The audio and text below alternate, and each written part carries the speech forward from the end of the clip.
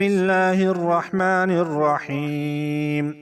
يا أيها الذين آمنوا لا تتخذوا اليهود والنصارى أولياء بعضهم أولياء بعض ومن يتولهم منكم فإنه منهم إن الله لا يهدي القوم الظالمين.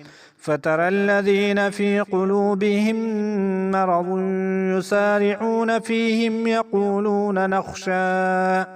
يقولون نخشى أن تصيبنا دائرة فعسى الله أن يأتي بالفتح أو أمر من عنده فيصبحوا على ما أسروا في أنفسهم نادمين.